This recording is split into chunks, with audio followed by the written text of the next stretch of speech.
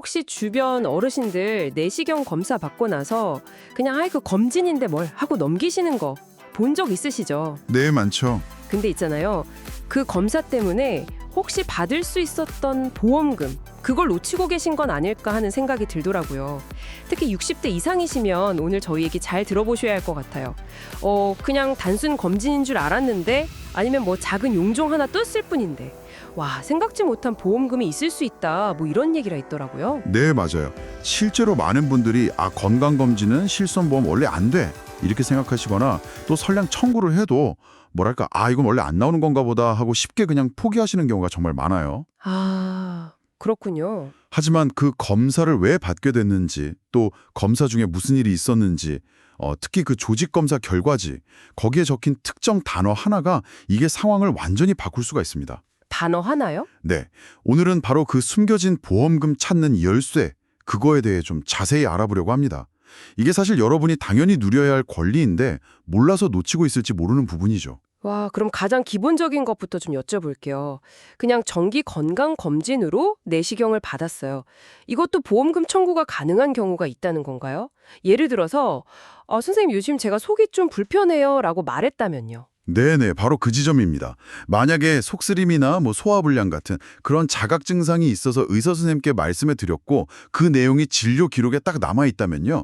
그러면 검사 목적 자체가 진단으로 해석될 여지가 생기는 거예요. 아하. 이렇게 되면 단순 검진 비용이라도 실손보험 청구 가능성이 열리는 거죠.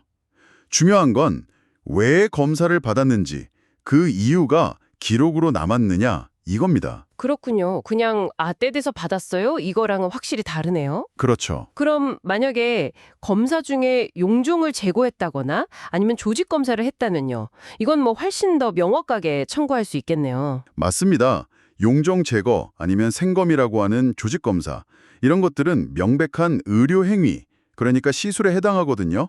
이게 비록 국가건강검진 프로그램의 일환으로 진행됐다고 하더라도 실제 치료나 진단을 위한 시술 비용이 발생했다면 당연히 실손보험 청구 대상이 됩니다. 네네. 근데 이건 비교적 많은 분들이 그래도 알고 계시는 편인데 여기서 또 놓치기 쉬운 더 큰 부분이 있어요. 더 큰 부분이요?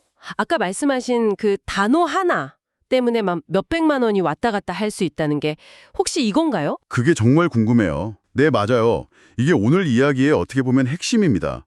내시경하고 용종을 떼고 나면 보통 진단서에는 그냥 양성종양 아니면 선종성 용종 이 정도로 나올 수 있거든요. 네, 보통 그렇죠. 근데 여기서 멈추시면 안 되고 반드시 조직검사 결과지 이걸 다른 말로 병리보고서라고도 하는데 이걸 꼭 별도로 발급받아서 확인하셔야 돼요.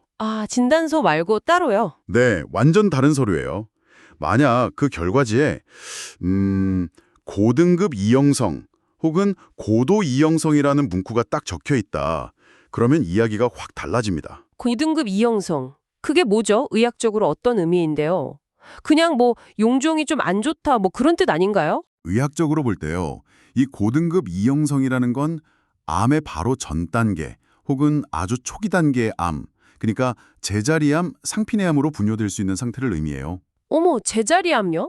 그게 암이에요? 네, 보험 약관에 따라서는 이걸 제자리암 진단으로 인정을 해줘서 그 용종 제거한 수술비 외에 별도로 암 진단비, 소외감 진단비 형태라도 이걸 지급받을 수도 있는 거예요. 와, 세상에. 아니 그냥 용종 제거한 줄 알았는데 암 진단비까지 받을 수 있다고요. 그 결과지에 적힌 단어 몇 개 때문에요? 그렇죠. 이건 진짜 모르면 그냥 지나칠 수밖에 없겠는데요. 네, 맞아요. 고등급 이형성이라는 단어를 모르거나 아니면 조직검사 결과지를 따로 챙겨볼 생각을 못하면 그냥 수백만 원의 보험금을 놓칠 수가 있는 거죠. 아시다시피 보험사에서 먼저 고객님 혹시 결과지에 이런 단어 없으셨어요? 이렇게 친절하게 물어봐 주진 않으니까요. 그렇죠. 절대 안 물어보죠. 물론 이제 보험 상품이나 가입하신 시기별 약관에 따라서 세부 기준은 좀 다를 수 있으니까 확인은 꼭 필요합니다. 와, 정말 중요한 정보네요. 그럼 혹시 최근 한 3년 안에 내시경 검사 경험 있으신 분들은 지금이라도 한번 확인해 봐야겠어요. 어떻게 해야 되죠? 절차를 좀 간단히 알려주시겠어요? 네네. 그럼 이렇게 한번 해보세요. 첫 번째로 최근 3년 이내에 내시경 검사 받으신 날짜랑 병원을 확인하시고요. 그때 용종 제거했는지, 조직 검사 했는지 한번 떠올려 보세요. 기억 안 나시면 병원에 물어봐도 되고요. 네. 두 번째, 검사받았던 병원에 연락하셔서요. 꼭 조직검사 결과지 또는 병리 보고서 이걸 발급해달라고 요청하세요. 진단서나 수술 확인서 말고요. 그거랑은 다른 서류입니다. 아, 그 결과지 이름이 중요하군요. 네, 아주 중요해요. 세 번째, 발급받은 그 결과지를 정말 꼼꼼하게 보시면서 고도 등급 이형성 또는 고도 이형성이라는 단어가 있는지 찾아보시는 거예요. 뭐 절제술, 리섹션 폴리펙토미 이런 단어가 같이 있는지도 확인하면 더 좋고요. 네, 고등급 이형성. 마지막으로 네 번째, 만약에 그 해당 내용이 있다 그러면 가입하신 보험사에 바로 연락해서 제자리암 진단비나 관련 수술비 청구가 가능한지 문의하시고 필요한 서류 안내받으시면 됩니다. 아, 그리고 이게 보험금 청구 소멸시효가 보통 3년이거든요. 그러니까 너무 늦지 않게 서두르시는 게 좋겠죠. 이야, 듣고 보니까 정말 아는 것이 힘이네요. 그냥 뭐 병원이나 보험사가 알아서 다 챙겨주겠지 하고 기다리면 절대 안 되는 거였어요. 심지어 이걸 잘 모르는 보험 설계사 분들도 있다고 하시니 와, 결국 내가 직접 내 권리를 찾아야 하는 거네요. 맞습니다. 정말 때로는 정보를 몰라서 이렇게 정당한 권리를 행사하지 못하는 경우가 생각보다 우리 주변에 많습니다. 그래서 오늘 이 정보 들으신 분들 혹시 부모님이나 주변 어르신들이 최근에 내시경 검사를 받으셨다면 꼭 이 내용을 좀 알려드리고 한번 확인해 보시라고 권해드리면 참 좋겠습니다. 작은 관심이 정말 큰 도움이 될 수 있거든요. 네, 맞아요. 오늘 내시경 보험금에 숨겨진 이야기 정말 유익했습니다. 그런데 저는 문득 이런 생각이 드네요.